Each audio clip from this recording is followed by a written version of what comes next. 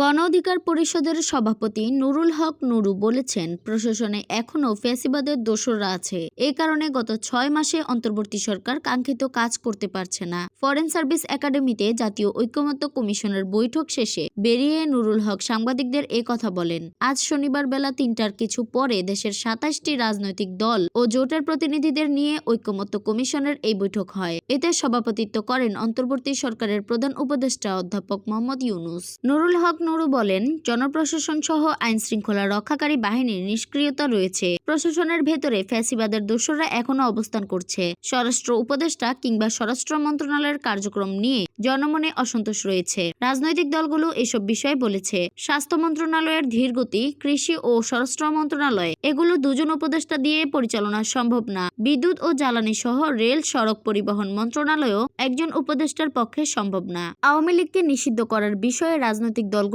মোটামুটি সবাই একমত জানিয়ে তিনি বলেন, আজকের এই সভা থেকেই আওয়ামী লীগের বিষয়ে একটি সিদ্ধান্ত চেয়েছিলাম, কিন্তু আরও বেশ কিছু বিষয় নিয়ে আলোচনা চলছে, বিশেষ করে জাতীয় না স্থানীয় নির্বাচন আগে হবে তা নিয়ে। বৈঠকে উপস্থিত থাকা রাজনৈতিক দলের জোটগুলো জানিয়েছে তারা এসব নিয়ে নিজেদের মধ্যেই আলোচনা করে সিদ্ধান্ত নিবে।